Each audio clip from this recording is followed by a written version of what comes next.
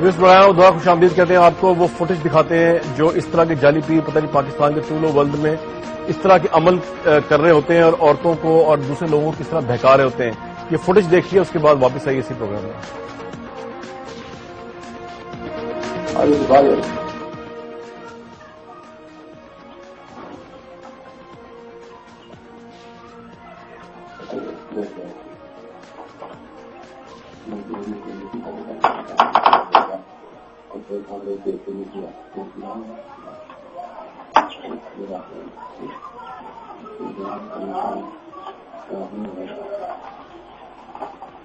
یا خدایا جہاں بنا ہوا ستارے میں ماں کا معاف ہوا.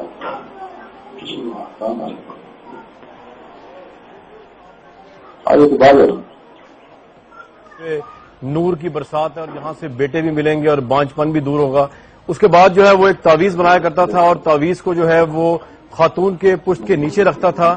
اور ہم نے آپ کو اب تک یہ اس لیے دکھایا کیونکہ یہ اس میں کوئی ایسا نہیں, صرف انہوں نے خاتون نے پورے کپڑے پہنے ہوئے ہیں اور اس کی پشت کے نیچے یہ جعلی پیر, اس طرح کے ہزاروں جعلی پیر پاکستان میں ابھی بھی تعویذ رکھتے ہیں. اس کے بعد اللہ کا نام وہ لیتا تھا اور آپ نے سنا خداوند تعالیٰ کے نام کی آیات وہ بولتا تھا اور اس کے بعد ایک مکروہ فعل کرتا تھا.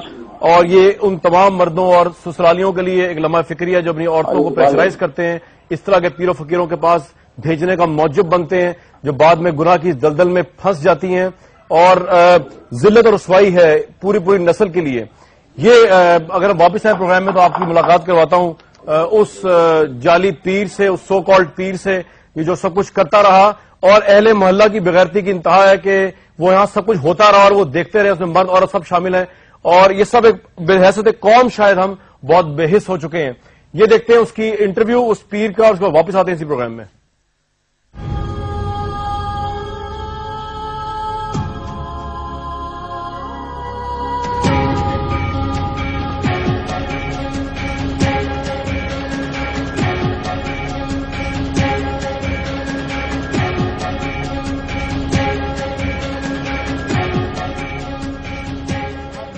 کہتے تھے کہ آپ بیٹا دیں گے ان کو؟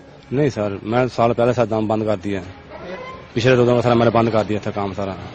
جی سر. ہاں سر پتہ نہیں کتنی خواتین کو آپ نے اپنی زندگی کا نشانہ بتائیں؟ ہمارے پاس 27 کی مووی ہے. بس سر جتنی آپ کے پاس ہے جی آپ نے. اس سے پہلے بھی کوئی میڈیا آیا, کیا کیا آپ نے؟ نہیں سر, پہلے جب میرا کارڈ گم ہوا تھا میموری کارڈ جی ہمارے کارڈ آپ کا ملا, پھر بندوں نے ان کو 40,000 روپیہ دیا ہے, انہوں نے پورا ڈاٹا ضائع کر دیا. اسی سے پہلے کسی نے پھر اپنے پاس رکھا ہوا تھا جی, آج اس نے پھر دوبارہ آپ کے پاس بھیج دیے.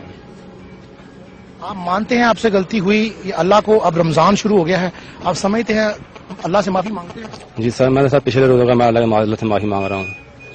اس کے بعد میں نے تام درود بند کر دیا, میں کرتا نہیں ہوں.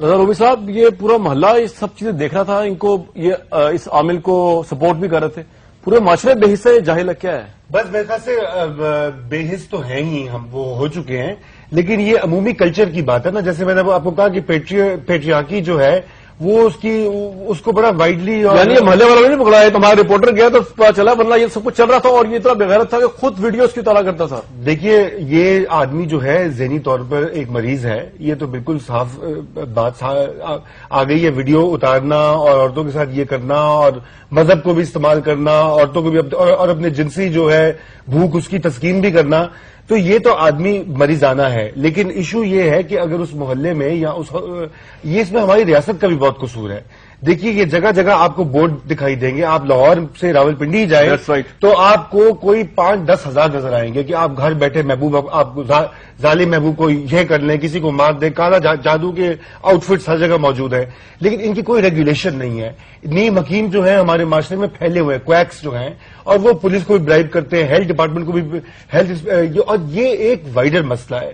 اس میں صرف یہ آ گیا کہ چونکہ یہ جو ہے ایک آدمی مذہب کے نام پر بدماشی کر رہا ہے تو اس لیے یہ ایک بات آگے. رائٹ, آپ کو کیا لگتا ہے جتنے لوگوں نے یہ پروگرام دیکھا ہوگا وہ لوگ جو ایسے مرد جو اپنی بیویوں کو بھی پریشرائز کرتے ہیں, کہ جی جو بانجھ ہوں یا جو ان کا بیٹا پیدا نہیں ہوتا، کوئی فرق پڑا ہوگا پاکستانی قوم کی مائنڈ سیٹ میں یا کوئی فرق نہیں آپ کو لگتا؟ کچھ پرسنٹیج پہ تو پڑا ہوگا، لیکن کافی حد تک لوگوں نے کہا ہوگا کہ کامران شاہد کو دیکھو کس قسم کے پروگرامز کر رہا ہے ٹی وی پر، اور یہ لوگ یہاں پر بیٹھے ہوئے اس پروگرام میں شریک ہیں. لیکن میرا خیال ہے کہ جن لوگوں نے دیکھا ہے ان کے کان اور ان کے روئے کھڑے ہو جانے چاہیے، رونگٹے کھڑے ہو جانے چاہیے کہ اس قسم کی چیز ہو رہی ہے اس جگہ پر. اور یہ انہوں نے فیصلہ رضا صاحب میں آخری میں صرف یہ کہنا چاہوں گا، آپ نے پہلے یہ کہا کہ عورتوں کی وہ جو عورتیں اس کے پاس گئی ہیں ان کی کیا پنشمنٹ ہونی چاہیے، لیکن دیکھیے یہ تو بالکل نامناسب بات ہے. وہ بیچاری مظلوم عورتیں اپنے گھروں سے مظلوم مان نہیں، گھروں سے شوہروں سے ہٹائی ہوئی مارے دیکھیے وہ پیروں کے پاس کیوں جاتی ہیں، ان کی ساس ان کو دھکے دے کے بیچتی ہے، شوہر کہتا ہے میں تمہیں چھوڑ دوں گا. اب آپ اسی وکٹم جو ہے اسی کو، لیکن میں آج اس پروگرام کے پلیٹ فارم سے پہلے تو مردوں کو پیغام دیا. ایک چیز اور، ہماری عورتوں میں دیکھیے کوئی انفارمیشن نہیں ہے، ہماری عورت امپاور کے در ہے، میں اس پروگرام کے پلیٹ فارم سے یہ پیغام دوں گا. ایک تو مردوں کو شروع میں دیا پیغام، وہ تو پہنچ گیا ہوگا کہ اپنی عورتوں کو پریشرائز نہ کریں ورنہ ان کی عورتوں کے ساتھ یہ سب کچھ ہوگا اور انہیں خبر بھی نہیں ہوگی. عورتوں کو یہ پیغام ہے جو اس پروگرام کے پلیٹ فارم سے دیکھ رہی ہیں کہ پریشر خواہ کتنا ہی ہو، میرا خیال سے سیپریشن اور ڈائیورس اس ذلت سے بہتر ہے جو یہاں سب کچھ ہو رہا ہے، شعوری یا غیر شعوری یا نیم شعوری طور پہ. تو یہ لمحہ فکریہ پاکستان کی عورتوں کے لیے بھی ہے جو اس پریشر کو فیس نہیں کر پاتی سسرال کے اور اس طرح کے کاموں کی طرف چلی جاتی ہیں.